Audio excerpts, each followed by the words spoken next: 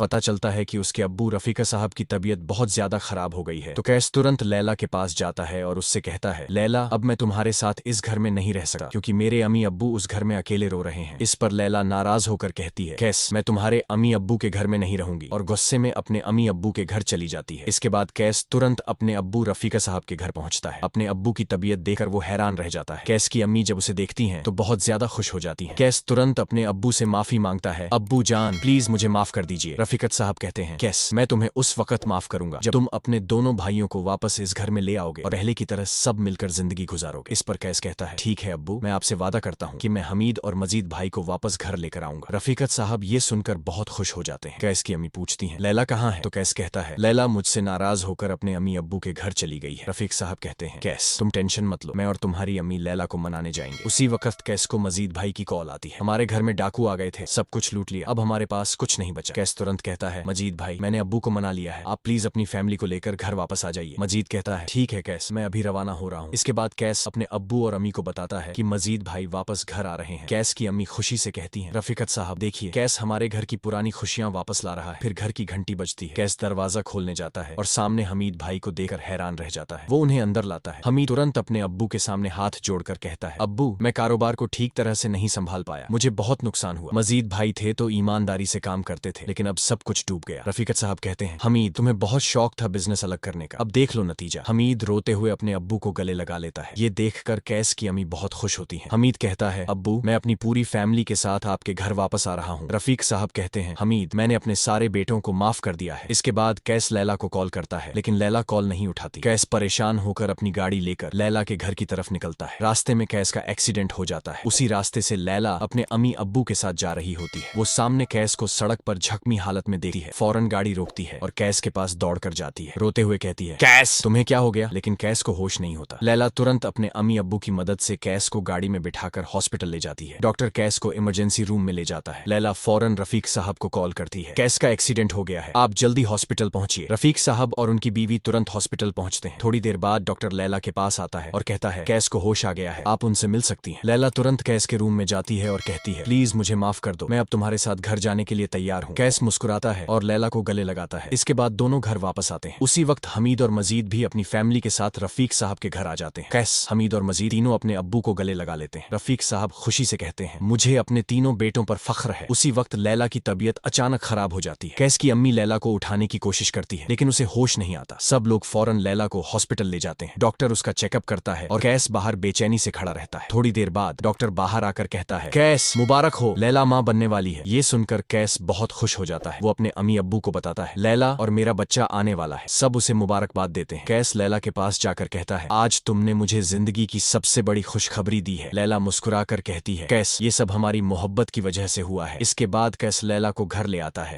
और अगर आप जमा तकसीम ड्रामा की अगली कहानी देखना चाहते हैं तो हमारे चैनल को लाइक, सब्सक्राइब और शेयर